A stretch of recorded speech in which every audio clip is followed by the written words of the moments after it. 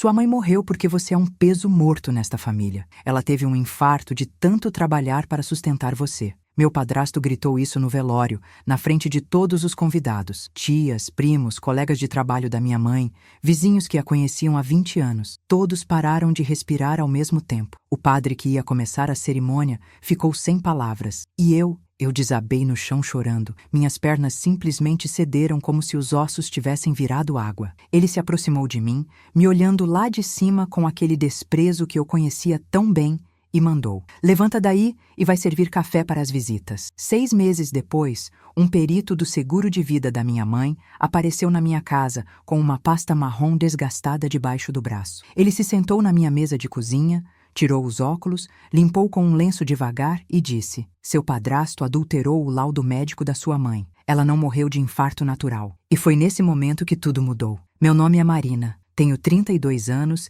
e trabalho como enfermeira no Hospital São Lucas. Sou organizada, meticulosa, acostumada a lidar com emergências mantendo a calma. Características que eu nunca imaginei que usaria para desmontar a vida de um homem peça por peça. Mas deixe-me voltar um pouco, porque você precisa entender quem era Roberto Mendes e como ele entrou na minha vida como um salvador para se revelar um monstro. Eu tinha 12 anos quando meu pai morreu. Câncer de pâncreas. Rápido e brutal. Minha mãe, Lúcia, ficou sozinha com 2 filhas, eu e minha irmã mais nova, a Beatriz. Ela trabalhava como secretária em uma clínica odontológica, ganhando pouco mais que um salário mínimo. A gente morava em um apartamento alugado de 2 quartos no bairro da Liberdade, em São Paulo, e todo fim de mês era um malabarismo para pagar as contas. Roberto apareceu 2 anos depois. Ele era representante comercial de equipamentos médicos, visitava a clínica onde minha mãe trabalhava. Bonito, sempre bem vestido, dirigindo um Corolla prata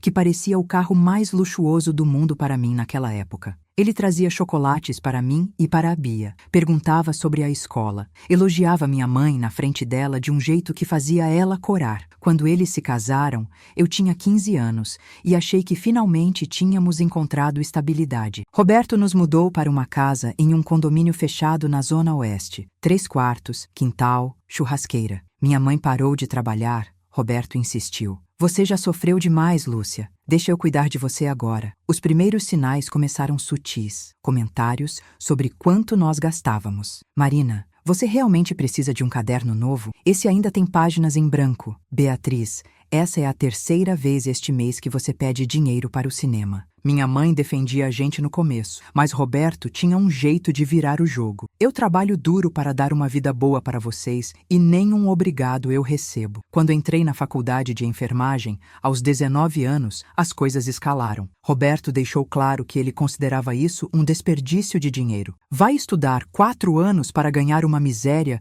limpando bunda de velho? Minha mãe conseguiu uma bolsa parcial para mim. E eu trabalhava à noite em um posto de gasolina para pagar o resto. Mesmo assim, todo mês Roberto jogava na minha cara o custo da minha existência. A conta de luz aumentou por causa do seu computador ligado até tarde estudando. Água também. Você demora 1 hora no banho. Eu me mudei de casa assim que me formei e consegui meu primeiro emprego. Aluguei um apartamento minúsculo em Pinheiros. Dividia com uma colega de trabalho, mas eu visitava minha mãe toda semana. E toda semana via ela mais cansada, mais apagada. Beatriz tinha fugido de casa aos 18, foi morar com uma amiga e mal falava com a gente. Roberto tinha conseguido afastar todo mundo. Minha mãe voltou a trabalhar 3 anos depois de casar, mesmo Roberto sendo contra. Ela disse que estava entediada em casa, mas eu sabia a verdade. O salário dele nunca parecia suficiente, sempre faltava dinheiro, sempre tinha contas atrasadas. Ela conseguiu emprego como recepcionista em um laboratório de análises clínicas, fazia turnos duplos, trabalhava sábados. Eu implorava para ela sair dele. Mãe, você não está feliz. Você trabalha mais do que quando era viúva e ainda tem que aturar esse homem. Ela sempre dizia a mesma coisa. Marina, eu não posso recomeçar do zero de novo. Eu estou velha, estou cansada. Na última vez que a vi viva, 3 dias antes de ela morrer, minha mãe estava exausta. Olheiras roxas, mãos tremendo enquanto tomava café. Eu perguntei se ela estava bem, ela disse que era só cansaço do trabalho. Roberto estava sentado na sala assistindo futebol, nem levantou para me cumprimentar. Recebi a ligação às 3 da manhã de uma terça-feira. Era Roberto, voz trêmula, quase histérica. Marina, sua mãe, ela caiu. não está respirando, a ambulância está vindo. Quando cheguei no hospital, ela já tinha morrido. Infarto fulminante, disseram os médicos. 53 anos, sem histórico de problemas cardíacos. Simplesmente caiu no banheiro de casa. Roberto estava sentado na sala de espera, cabeça entre as mãos, alguns colegas dele ao redor dando apoio. Ele me abraçou quando me viu, soluçando. Ela era tudo para mim, Marina. Tudo. Eu estava em choque demais para processar qualquer coisa. Os dias seguintes foram um borrão. Papelada do hospital, funerária, velório, enterro. Roberto assumiu tudo, eficiente e controlado. Deixa comigo, Marina. Você e a Beatriz não precisam se preocupar com nada. E então veio o velório. A capela estava cheia. Minha mãe era querida. Conhecia muita gente do trabalho, da igreja, do bairro. Eu estava ao lado do caixão com a Beatriz, recebendo as condolências, quando Roberto se aproximou. Ele estava visivelmente irritado, mandíbula apertada, aquela veia na testa pulsando. Vocês duas não vão fazer o discurso? Ele perguntou. Discurso? Beatriz estava tão perdida quanto eu, agradecendo as pessoas por virem, falando da sua mãe. Roberto, a gente não está em condições, comecei a dizer. Claro que não estão. Vocês nunca estão em condições de nada. Sua mãe que sempre teve que fazer tudo. Pessoas próximas começaram a ouvir. Uma tia se aproximou. Roberto, não é hora para isso. E foi quando ele explodiu. Não é hora? Quando vai ser a hora de dizer a verdade? Que Lúcia se matou de trabalhar por causa dessas duas? Que ela tinha que fazer turnos duplos porque vocês só sabiam pedir, pedir, pedir? A capela ficou em silêncio absoluto. Senti o sangue gelar nas minhas veias. Sua mãe morreu porque você é um peso morto nesta família, Marina. Ela teve um infarto de tanto trabalhar para sustentar você. Antes de continuar, se você está gostando desta história, por favor, clique no botão de inscrever-se e deixe um comentário dizendo de onde você está assistindo e que horas são aí. Eu leio cada comentário e significa muito para mim. Muito obrigada pelo seu apoio. Agora, de volta à história. Minhas pernas falharam. Literalmente. Eu caí de joelhos no chão de mármore frio da capela, soluçando tão forte que não conseguia respirar. Beatriz estava gritando com Roberto, outras pessoas se levantaram, alguém pediu para ele se retirar, mas ele não tinha terminado. Ele se abaixou, pegou meu braço com força, me puxou para cima com um solavanco. Levanta daí e vai servir café para as visitas. Pelo menos uma vez na vida seja útil. Meu tio Paulo, irmão da minha mãe, empurrou Roberto. Palavras foram trocadas. O gerente da funerária teve que intervir. Roberto saiu da capela pisando duro, dizendo que ia esperar no carro, que aquilo era um circo, que ele não merecia ser tratado assim depois de tudo que tinha feito pela família. O resto da cerimônia foi um borrão. No enterro, Roberto não apareceu. Depois descobri que ele estava no inventário, já tratando da herança. Herança que consistia em quase nada. A casa ainda estava sendo paga, tinha um seguro de vida de R$300 mil que minha mãe tinha feito pelo trabalho, e algumas economias. Roberto era o beneficiário de tudo como cônjuge. Nos meses seguintes, tentei processar o luto enquanto continuava trabalhando. Beatriz se afastou mais ainda. Não queria falar sobre mãe, sobre Roberto, sobre nada. Eu ia ao cemitério toda semana, conversava com a lápide dela, pedia desculpas por coisas que nem sabia se precisava me desculpar. Foi em um desses domingos, 6 meses depois da morte dela, que voltei para casa e encontrei um homem esperando na porta do meu prédio. Ele era baixo, 50 e poucos anos, terno marrom meio folgado, pasta de couro debaixo do braço. Marina Ferreira? Ele perguntou. Sim, meu nome é Dr. Paulo Esteves, sou perito do seguro de vida da sua mãe, Lúcia Mendes. Podemos conversar? Subimos até meu apartamento em silêncio. O Dr. Esteves não disse nada no elevador, apenas ficou olhando os números mudando. Quando entramos, ofereci café. Ele recusou. Sentou na mesa da cozinha, abriu a pasta, tirou os óculos e limpou devagar, como se estivesse preparando as palavras certas. Senhorita Ferreira, há irregularidades no processo de sinistro da sua mãe. Irregularidades? Meu coração começou a acelerar. Quando um segurado morre em circunstâncias que parecem naturais, mas envolvem valores significativos, a seguradora faz uma investigação padrão. É protocolo. Ele tirou um documento da pasta. O laudo médico que seu padrasto apresentou indica que sua mãe morreu de infarto agudo do miocárdio, causa natural, sem fatores externos. Sim, foi o que os médicos disseram no hospital. Esse é o problema. Ele empurrou o papel para mim. Este laudo não foi emitido pelo hospital onde sua mãe foi atendida. Foi emitido por uma clínica particular 3 dias depois da morte dela e tem inconsistências com o laudo original do IML. Senti o chão desaparecer debaixo de mim. IML? Minha mãe não foi para o IML. Ela morreu no hospital. Dr. Esteves tirou outro documento. Quando uma pessoa morre em casa, mesmo que seja transportada ao hospital, se chega sem vida, é obrigatório comunicar ao IML. O hospital fez isso corretamente. Há um laudo preliminar do legista, e neste laudo, ele marcou um trecho com o dedo. A menção a níveis anormalmente elevados de digitálicos no sangue. A esclarecer. Digitálicos? Minha formação de enfermeira entrou em ação. São medicamentos para o coração. Minha mãe não tinha problemas cardíacos. Nunca tomou nada disso. Exatamente. O legista solicitou exames toxicológicos complementares, mas esses exames nunca foram concluídos porque seu padrasto apresentou este outro laudo. Ele bateu no primeiro papel. De um médico particular, Dr. Henrique Salles, atestando morte natural por infarto. Com este laudo, o corpo foi liberado para sepultamento antes dos exames serem finalizados. Minha mão estava tremendo. Você está dizendo que meu padrasto impediu uma investigação sobre a morte da minha mãe? Estou dizendo que há evidências suficientes para reabrirmos o caso. A seguradora não vai pagar o sinistro até isso ser esclarecido. E, senhorita Ferreira, ele me olhou nos olhos. Como filha da falecida, você tem o direito legal de solicitar a exumação do corpo e a conclusão dos exames toxicológicos. Fiquei 3 dias sem dormir depois dessa conversa. Pesquisei tudo sobre digitálicos, sobre envenenamento, sobre sinais que eu deveria ter visto. Digitálicos em excesso causam arritmia cardíaca, que pode levar a um infarto. Os sintomas antes da morte: cansaço extremo, mãos tremendo, náuseas. Minha mãe tinha tudo isso. Liguei para Beatriz, contei o que o perito tinha dito. Ela ficou em silêncio por 1 minuto inteiro.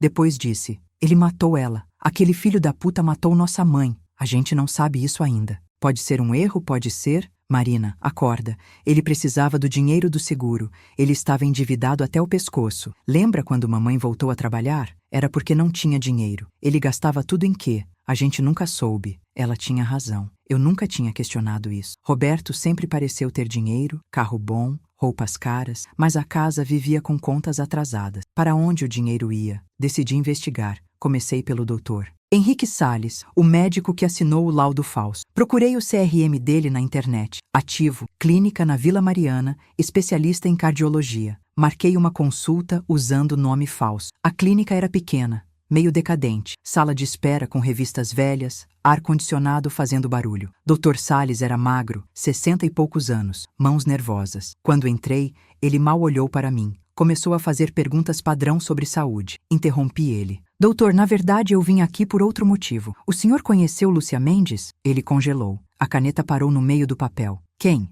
Lúcia Mendes. O senhor assinou um laudo de óbito dela há 6 meses. Ele ficou branco. Eu atendo muitos pacientes. Não me lembro de todos os nomes. Tirei uma foto da minha mãe do celular. Mostrei para ele. O senhor se lembra dela? Porque eu sou a filha dela. E o perito do seguro quer saber por que o senhor assinou um laudo de uma paciente que nunca atendeu. Dr. Salles começou a suar. Olha, moça, eu não sei do que você está falando. Por favor, se retire ou vou chamar segurança. O senhor vai perder o CRM por fraude documental. Mas se o senhor me contar a verdade agora, eu posso ajudar. Quem pediu para o senhor assinar esse laudo? Ele se levantou, andou até a janela, ficou olhando a rua. Depois de um longo silêncio, Roberto Mendes. Ele me devia dinheiro, muito dinheiro. Apostas esportivas, eu era corretor de apostas antes de ter problemas com o conselho. Ele disse que se eu assinasse o laudo, ele pagaria a dívida e mais 20 mil por fora. Eu precisava do dinheiro. Ele disse por que precisava do laudo? Disse que a seguradora estava complicando, que queriam fazer autópsia e ia atrasar tudo, que era só para acelerar o processo. Ele jurou que a mulher tinha morrido de causa natural, que o hospital já tinha confirmado. Gravei toda a confissão no celular escondido na bolsa. Meu próximo passo foi investigar as finanças de Roberto. Descobri que ele tinha uma dívida enorme com agiotas. Conversei com uma prima dele que eu sempre fui próxima,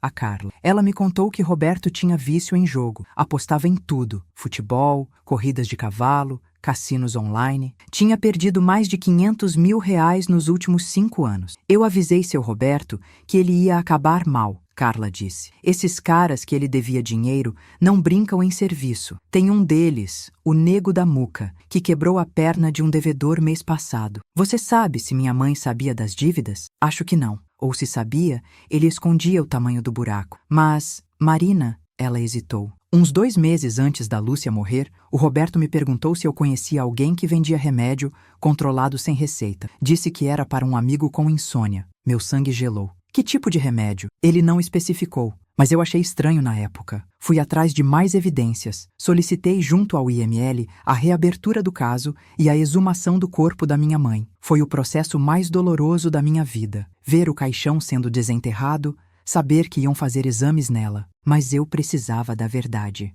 Enquanto esperava os resultados, que levariam semanas, continuei investigando. Descobri que Roberto tinha aumentado o seguro de vida da minha mãe de 100 mil para 300 mil reais apenas 4 meses antes dela morrer. Descobri que ele tinha comprado digitálico, digoxina, especificamente, em uma farmácia de manipulação usando o nome de um paciente falso. O farmacêutico se lembrava dele porque achou estranho alguém pagar em dinheiro por uma quantidade tão grande de um medicamento cardíaco. Todas as peças estavam se encaixando. Roberto estava afogado em dívidas. Aumentou o seguro da minha mãe. Comprou veneno. Ela morreu de infarto. Ele fraudou o laudo para impedir a autópsia. Recebeu 300 mil reais, mas eu precisava de provas irrefutáveis. Não podia simplesmente acusar sem ter certeza absoluta. Então fiz algo que nunca imaginei que faria. Contratei um advogado criminalista, Dr. André Vilela, e contei tudo para ele. Marina, ele disse depois de ouvir toda a história. Se os exames toxicológicos confirmarem digitálicos no corpo da sua mãe e com as evidências que você já reuniu, temos um caso sólido de homicídio qualificado. Mas preciso te avisar, isso vai ser público, vai ser brutal e vai destruir esse homem. Você está preparada para isso? Olhei para ele e pela primeira vez em 6 meses senti algo além de dor. Senti determinação. Ele gritou no velório da minha mãe que ela morreu por minha culpa. Na frente de todo mundo. Depois descobri que ele provavelmente a matou. Então sim, doutor, eu estou mais do que preparada. Os exames toxicológicos levaram 8 semanas para ficarem prontos. 8 semanas de ansiedade, de pesadelos, de imaginar minha mãe nos últimos momentos de vida sem saber que estava sendo envenenada. Nesse tempo, Roberto tentou entrar em contato comigo várias vezes. Mensagens no WhatsApp dizendo que precisávamos conversar sobre a divisão final dos bens da sua mãe, que ele estava preocupado comigo, que eu não deveria acreditar em tudo que as seguradoras dizem. Eu não respondi nenhuma mensagem. Estava ocupada preparando o confronto final. Doutor,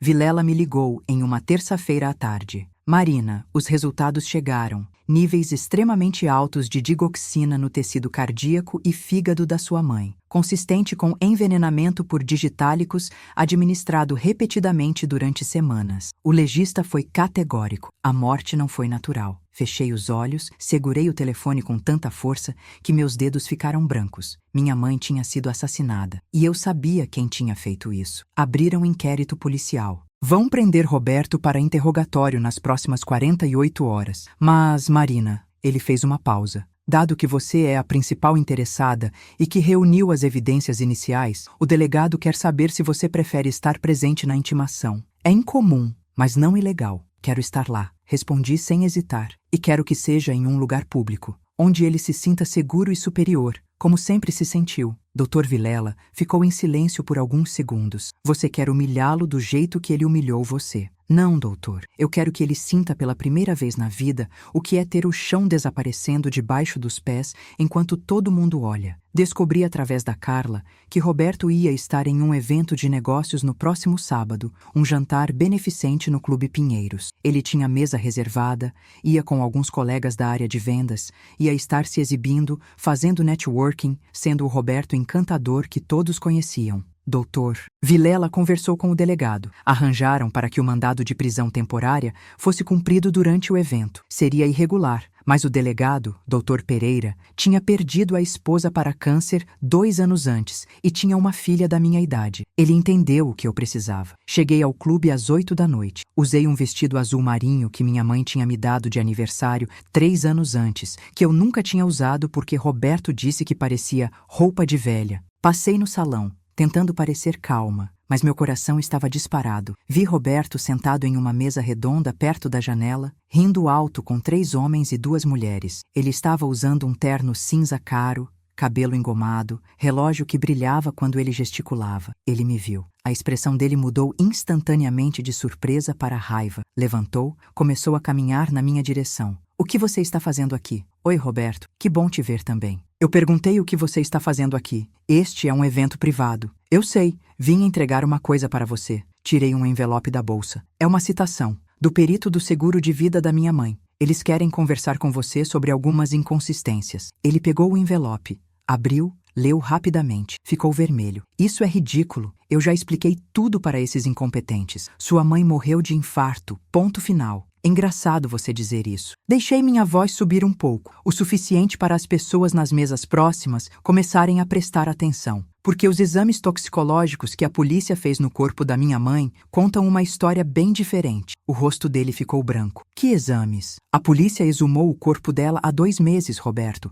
Você não sabia? Achei que alguém tivesse te avisado. Eu estava mentindo. Ninguém tinha obrigação de avisá-lo, mas queria ver a reação. Você fez o quê? Ele começou a tremer. As pessoas agora estavam claramente olhando. Encontraram níveis altíssimos de digoxina no organismo dela. Você sabe o que é digoxina, não sabe, Roberto? É o remédio que você comprou na farmácia da Rua Augusta em março do ano passado, usando o nome de Antônio Silva. O farmacêutico te identificou pelas câmeras de segurança. Ele deu um passo para trás, esbarrando em uma cadeira. Eu não sei do que você está falando. Você está louca, assim como sua mãe estava ficando nos últimos meses. Nossa mãe não estava ficando louca. Ela estava sendo envenenada por você. Durante semanas, minha voz estava firme, mas sentia lágrimas querendo sair. Segurei. E eu tenho provas. Tenho o farmacêutico. Tenho o Dr. Salles, que admitiu que você pagou para ele falsificar o laudo de óbito. Tenho os registros das suas dívidas de jogo. Tenho o corretor que te emprestou dinheiro. Tenho tudo, Roberto. As pessoas nas mesas próximas estavam de pé agora. Um dos amigos de Roberto se aproximou. Do que ela está falando, Roberto?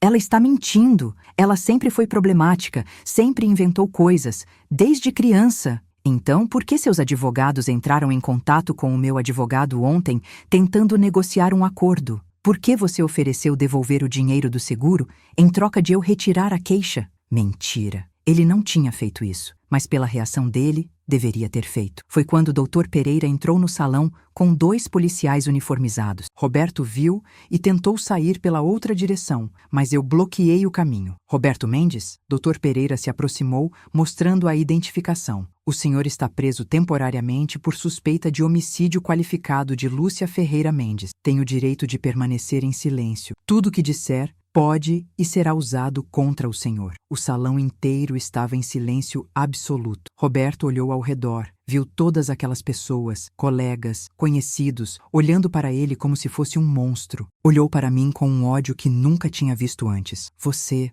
vai se arrepender disso, Marina. Sua mãe não valia esse dinheiro todo, e você sabe disso. E foi nessa hora que eu falei, alto e claro, para todo mundo ouvir. Você gritou no velório da minha mãe que ela morreu por minha culpa, que ela teve um infarto de tanto trabalhar para me sustentar. Você me humilhou na frente de todo mundo no pior dia da minha vida. Mas a verdade, Roberto, a verdade é que você a matou. Você envenenou minha mãe durante semanas, assistiu ela definhar e depois pegou 300 mil reais de seguro para pagar suas dívidas de jogo. E agora, todo mundo aqui sabe, e todo mundo que vocês conhecem vai saber. Então não, eu não vou me arrepender. Você vai. Os policiais colocaram algemas nele. Ele estava tremendo tanto que mal conseguia ficar em pé. Enquanto o levavam para fora, ele gritava que eu ia pagar por isso, que ele era inocente, que era tudo armação. Eu fiquei parada ali, no meio do salão, enquanto todo mundo olhava. Uma mulher mais velha se aproximou, tocou meu braço. Meus pêsames, querida, e parabéns pela coragem. Saí de lá antes que alguém mais pudesse falar comigo. Doutor Vilela estava esperando do lado de fora. Como você está? Não sei, respondi honestamente. Ainda não caiu a ficha. Caiu para ele. Você viu o rosto dele. Ele sabe que acabou. A faz. Os primeiros dias depois da prisão de Roberto foram um caos midiático. A história vazou para a imprensa. Homem é preso suspeito de matar esposa com veneno para ficar com seguro de vida. Jornais, sites, até programas de TV cobriram o caso. Meu telefone não parava de tocar. Repórteres querendo entrevista, conhecidos que não falavam comigo há anos querendo saber se eu estava bem, curiosos, mandando mensagem no Instagram. Eu só atendia ligações de 3 pessoas, Beatriz, Dr. Vilela e o Dr. Esteves, o perito do seguro. Foi ele quem me deu a primeira bomba, 2 dias depois da prisão. Marina, preciso te contar uma coisa que descobrimos investigando mais a fundo as finanças de Roberto. Ele estava no Viva Voz. Eu conseguia ouvir o barulho de papéis. Sua mãe não era a primeira esposa dele. Fiquei em silêncio, tentando processar. Como assim? Roberto foi casado antes, legalmente casado, com uma mulher chamada Vera Lopes, em 2003. Eles moravam em Santos, mas ele sempre disse que tinha sido casado uma vez, que a esposa tinha pedido divórcio e sumido. Não houve divórcio. Vera morreu em 2007. Causa oficial: ataque cardíaco fulminante. Ela tinha apenas 42 anos, nenhum histórico de problemas cardíacos. Senti meu estômago revirar. Ele matou ela também? Não posso afirmar isso sem provas, mas Vera também tinha um seguro de vida. R$100 mil na época, o que era um valor significativo. Roberto foi o beneficiário. Meu Deus! Me sentei no sofá com medo de cair. Ele fez isso antes. Ele já sabia como fazer. Conversei com o delegado Pereira. Eles vão reabrir o caso da Vera. Já solicitaram a exumação do corpo dela também. Se os exames mostrarem digitálicos, ele não precisou completar. Liguei para Beatriz imediatamente. Ela atendeu no primeiro toque. Eu já vi as notícias. Roberto é um assassino em série? Parece que sim. Bia, ele matou outra esposa antes da mamãe. Mesma causa de morte, mesmo benefício do seguro. A polícia está investigando. Ela começou a chorar. Nossa mãe, ela não tinha chance nenhuma, tinha? Desde o dia que conheceu ele, ela já estava condenada. Não fala assim. A gente não sabia. Ela não sabia. Mas a gente deveria ter desconfiado. Lembra quando ele insistiu para a mamãe fazer o seguro? Disse que era proteção para a família, que se algo acontecesse ele não queria deixar a gente desamparado. A gente achou que era porque ele se importava. Ela tinha razão. Eu me lembrava dessa conversa. Roberto tinha sido insistente, quase agressivo sobre o seguro. Minha mãe tinha resistido no começo. Disse que era desperdício de dinheiro, mas ele tinha convencido ela. Agora tudo fazia sentido. A segunda reviravolta veio uma semana depois, de uma fonte inesperada. Recebi uma mensagem no Facebook de uma mulher chamada Patrícia Almeida. Marina, você não me conhece, mas eu conheço Roberto Mendes. Preciso conversar com você urgentemente. É sobre a Vera. Marquei de encontrar ela em uma cafeteria em Moema. Patrícia tinha uns 45 anos, cabelo curto e grisalho, olhos cansados. Ela pediu um café preto e começou a falar antes mesmo de sentar direito. Eu era a melhor amiga da Vera, desde o colégio. Eu estava lá quando ela conheceu Roberto, estava lá quando ela morreu, e eu nunca acreditei que foi morte natural. Por quê? Porque Vera era saudável, corria maratona, fazia yoga, comida orgânica, ela não tinha nenhum problema de saúde. E nas semanas antes de morrer, Patrícia mexeu no café nervosamente. Ela estava estranha, cansada o tempo todo, com tremores, náuseas. Eu disse para ela ir ao médico. Ela disse que já tinha ido e que era só estresse do trabalho. Você acha que Roberto estava envenenando ela também? Eu sei que estava. Depois que ela morreu, achei o diário dela. Vera escrevia todos os dias. Nas últimas entradas, ela mencionou que Roberto estava insistindo para ela tomar um suplemento vitamínico que ele tinha comprado. Dizia que era bom para o coração,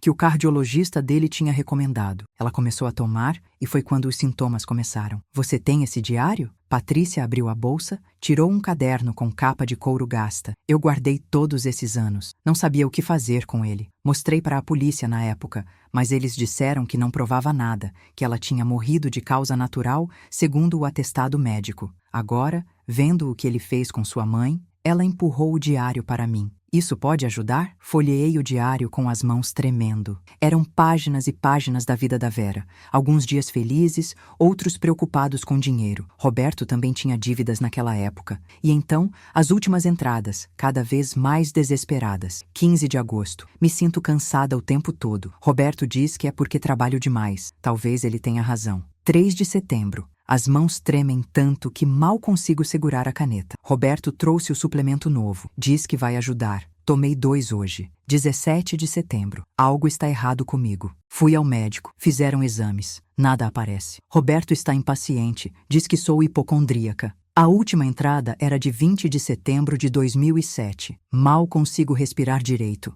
Coração acelerado. Roberto marcou consulta com cardiologista amigo dele para amanhã. Estou com medo. Vera morreu naquela noite. Levei o diário para Dr. Vilela. Ele fotografou cada página. Enviou para a promotoria e para o delegado Pereira. Isso muda tudo, Marina. Com este diário e os exames toxicológicos de Vera, se confirmarem digitálicos, temos 2 homicídios praticamente idênticos. O Roberto não vai sair da prisão nunca mais. A audiência de custódia de Roberto foi marcada para 2 semanas depois. Dr. Vilela me avisou que eu poderia depor se quisesse, mas não era obrigatório. Decidi ir. Precisava olhar nos olhos dele de novo. O fórum estava cheio. Jornalistas, curiosos, familiares de Vera. Patrícia estava lá e, para minha surpresa, outras 3 mulheres que eu nunca tinha visto antes. Uma delas se aproximou de mim na fila de segurança. Você é a Marina, filha da Lúcia? Sim. Meu nome é Júlia. Eu namorei Roberto há 10 anos, antes dele conhecer sua mãe. Ele tentou me convencer a fazer um seguro de vida com ele como beneficiário. Eu achei estranho e terminei o relacionamento. Depois que vi as notícias, ela engoliu seco. Eu poderia ter sido a próxima. As outras 2 mulheres tinham histórias parecidas. Roberto tinha um padrão.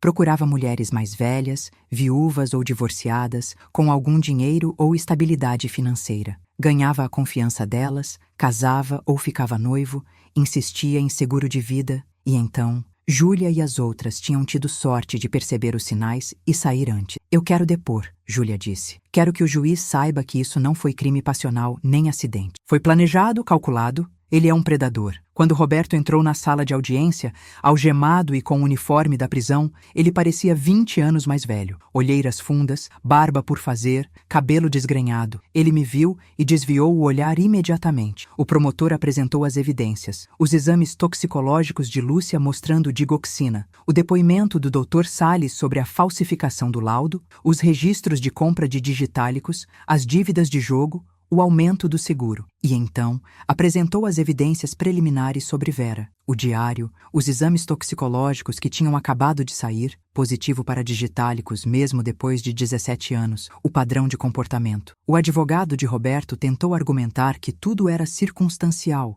que não havia prova direta de que ele tinha administrado o veneno. Mas quando Júlia e as outras 2 mulheres depuseram sobre as tentativas dele de fazer seguros de vida com elas como beneficiárias, a argumentação desmoronou. O juiz decretou prisão preventiva. Roberto ia ficar preso até o julgamento, sem possibilidade de fiança. Quando anunciaram a decisão, ele olhou para mim com tanto ódio que senti um arrepio. Mas dessa vez eu não desviei o olhar. Encarei ele até que desviasse primeiro. Saindo do fórum, Beatriz estava me esperando na porta. Ela não tinha entrado. Disse que não conseguiria ver ele sem tentar agredir. Nos abraçamos ali mesmo, na escadaria. Acabou, Bia. Ele vai pagar. Não acabou ainda. Tem o julgamento e tem a mamãe. Ela começou a chorar. A gente nunca vai ter ela de volta. Não, mas a gente pode garantir que ela tenha justiça e que nenhuma outra mulher passe por isso. 4 meses depois da prisão de Roberto, o julgamento aconteceu. A promotoria tinha construído um caso sólido. 2 homicídios qualificados, Lúcia e Vera, múltiplas tentativas de fraude de seguro, falsificação de documentos. As evidências eram esmagadoras. Eu e Beatriz estávamos na primeira fileira todos os dias do julgamento. Ouvimos especialistas explicarem em detalhes como digitálicos matam, como Roberto comprou o veneno, como ele provavelmente administrou misturado em comida ou bebida ao longo de semanas. Ouvimos o doutor Salles confessar sua participação na falsificação do laudo, chorando e pedindo perdão. Ouvimos Patrícia ler trechos do diário de Vera, sua voz quebrando a cada linha. Roberto se defendeu, dizendo que era inocente, que amava Lúcia e Vera, que a acusação era uma conspiração. Ele apontou para mim no tribunal e disse: Marina sempre me odiou, sempre inventou histórias sobre mim. Ela está fazendo isso por vingança, não por justiça. Quando foi minha vez de depor, o promotor me perguntou sobre a última vez que vi minha mãe viva. Contei sobre ela estar exausta, mãos tremendo, olheiras profundas. Contei sobre Roberto sentado na sala, assistindo futebol enquanto ela mal conseguia segurar a xícara de café. Contei sobre o velório. Roberto gritou, na frente de todos, que minha mãe morreu porque eu era um peso morto para a família. Ele disse isso enquanto eu estava de joelhos no chão, chorando ao lado do caixão dela. Olhei diretamente para ele. Mas a verdade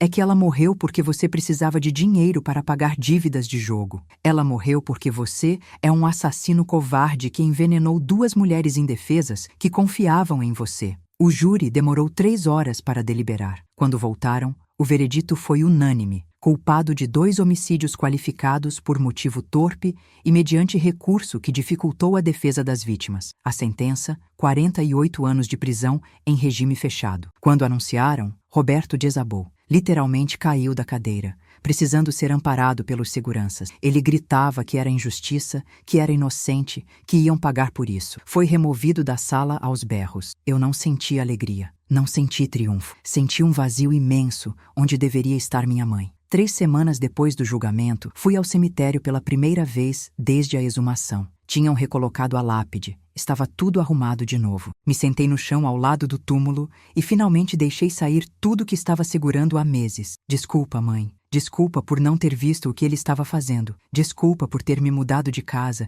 e te deixado sozinha com ele. Desculpa por todas as vezes que achei que você estava exagerando quando reclamava dele. Eu deveria ter te protegido melhor. Fiquei ali por horas, conversando com ela, contando sobre o julgamento, sobre as descobertas, sobre Vera e as outras mulheres. Prometi que ia usar o dinheiro do seguro, que finalmente tinha sido liberado pela seguradora, para criar uma fundação em nome dela. Algo que ajudasse mulheres em relacionamentos abusivos, que ensinasse os sinais de alerta, que oferecesse suporte legal e psicológico. Quando estava saindo, encontrei uma mulher mais velha colocando flores em um túmulo próximo. Ela me viu, sorriu gentilmente. Você é a filha da Lúcia, não é? Vi você nos noticiários. Sim, sou. Eu conhecia sua mãe do trabalho. Ela era uma pessoa maravilhosa, sempre gentil com todo mundo, sempre sorrindo mesmo quando você via nos olhos dela que estava cansada. A mulher tocou meu braço. O que você fez, buscar justiça para ela, foi muito corajoso. Muita gente simplesmente aceita essas mortes como fatalidade e segue em frente. Você não aceitou. Sua mãe seria orgulhosa de você. Essas palavras me acompanharam nas semanas seguintes. Voltei à rotina aos poucos. Trabalho no hospital, terapia semanal, encontros com Beatriz, que estava tentando reconstruir a relação comigo depois de anos afastada. Mudei para um apartamento maior em Perdizes. Adotei uma gata chamada Lúcia em homenagem à minha mãe. 6 meses depois do julgamento, a Fundação Lúcia Mendes foi oficialmente aberta. Um pequeno escritório na Vila Madalena com 2 advogadas, uma psicóloga e uma assistente social. Nos primeiros 3 meses, atendemos 18 mulheres em situação de relacionamentos abusivos ou suspeitos. Conseguimos tirar 5 delas de situações potencialmente fatais, incluindo uma que, como minha mãe e Vera, estava sendo envenenada com medicamentos pelo marido. Patrícia se tornou voluntária da fundação, ajudando com a parte administrativa. Júlia também, usando sua experiência para identificar padrões de comportamento de predadores. Beatriz começou a fazer faculdade de psicologia. Disse que queria ajudar outras vítimas no futuro. 1 ano depois da morte da minha mãe, recebi uma carta da prisão. Era de Roberto. Por um segundo pensei em rasgar sem ler, mas a curiosidade venceu. A carta era curta. Marina, eu não sou o monstro que pintaram. Eu amei sua mãe e amei a Vera. As coisas saíram do controle. Eu estava desesperado, mas nunca quis machucar ninguém. Você tem que acreditar nisso. Eu sei que você me odeia. Sei que pensa que sou um assassino frio, mas se você pudesse ver as coisas do meu ponto de vista, entenderia que eu estava encurralado, sem saída, sem opções. Peço perdão pelo que disse no velório. Foi cruel. Eu estava com raiva, frustrado e descontei em você. Não era verdade que sua mãe morreu por sua culpa. Ela morreu porque tinha que morrer. Era o único jeito. Não espero que me perdoe, mas espero que um dia você entenda. Roberto, li a carta 3 vezes. Depois, acendi uma vela, botei a carta no fogo e assisti ela virar cinzas. Não ia dar a ele a satisfação de uma resposta. Não ia gastar mais 1 segundo da minha vida pensando nas desculpas patéticas dele. 2 anos depois, fui promovida a coordenadora de enfermagem do meu hospital. Beatriz se formou e abriu consultório particular, especializando-se em trauma e abuso. A Fundação Lúcia Mendes expandiu para 3 cidades e já tinha ajudado mais de 200 mulheres. Eu continuava visitando o túmulo da minha mãe toda semana, Mas agora levava flores e notícias boas. Contava sobre as mulheres que salvamos, sobre as vidas que mudamos, sobre o legado dela. Em uma dessas visitas, estava saindo do cemitério quando vi Roberto saindo de um carro de transferência prisional. Ele estava acorrentado, sendo levado para uma consulta médica no hospital próximo. Nossos olhos se encontraram por um segundo. Ele estava irreconhecível. Cabelo completamente branco, rosto enrugado, costas curvadas. Parecia ter 80 anos, embora tivesse apenas 58. A prisão tinha destruído ele. Eu estava prestes a desviar o olhar quando ele gritou: "Marina! Marina, por favor, eu preciso falar com você." Parei, me virei, caminhei até onde os guardas o seguravam. "O que você quer, Roberto?" Eu estou doente. Câncer no pâncreas, estágio terminal. Os médicos dizem que tenho menos de 1 ano. Ele estava chorando. Eu sei que não mereço, mas eu estou com medo de morrer na prisão, sozinho, sem ninguém. Você poderia pedir clemência? Dizer para o juiz que eu posso cumprir o resto da pena em prisão domiciliar? Olhei para ele por um longo momento. Pensei em todas as vezes que ele me humilhou. Pensei na minha mãe implorando por ajuda nos últimos dias, sem saber que estava sendo envenenada. Pensei em Vera escrevendo no diário que estava com medo. Pensei em todas as mulheres que ele tentou manipular. "Não", eu disse simplesmente. "Marina, por favor." Minha mãe estava com medo quando estava morrendo, Roberto. Ela morreu sozinha, sem saber por que estava acontecendo, achando que tinha feito algo errado, achando que não merecia ajuda. Você fez isso com ela, você fez com a Vera, você ia fazer com outras. Então não, você vai morrer na prisão, e vai morrer sozinho, assim como elas morreram. Os guardas o levaram enquanto ele gritava meu nome. Eu não olhei para trás. Roberto Mendes morreu 7 meses depois, na enfermaria da penitenciária, sozinho, sem família, sem amigos. Eu não fui ao enterro. Ninguém foi. Hoje, 5 anos depois da morte da minha mãe, estou em paz. A Fundação Lúcia Mendes é uma das maiores organizações de apoio a vítimas de violência doméstica em São Paulo. Beatriz é terapeuta renomada, especialista em trauma. Nós duas somos próximas de novo, mais próximas do que nunca fomos. Conheci alguém, um enfermeiro do meu hospital chamado Pedro, gentil, paciente, que me deixa falar sobre minha mãe sem julgar. Ainda estou aprendendo a confiar de novo, mas estou tentando. Às vezes, quando estou no trabalho e vejo uma filha visitando a mãe doente, ou quando vejo uma mulher mais velha sorrindo para o marido com verdadeiro amor nos olhos, penso em como as coisas poderiam ter sido diferentes. Se minha mãe tivesse visto os sinais, se eu tivesse insistido mais para ela sair, se Roberto nunca tivesse entrado nas nossas vidas. Mas não dá para mudar o passado, só dá para garantir que o futuro seja diferente. Roberto sempre me disse que eu nunca seria nada, que eu era uma carga, um peso, alguém que nunca conseguiria nada sozinha. E ele estava errado sobre tudo. Eu consegui algo importante. Consegui justiça para minha mãe. Consegui salvar outras mulheres do destino dela. Consegui transformar a pior dor da minha vida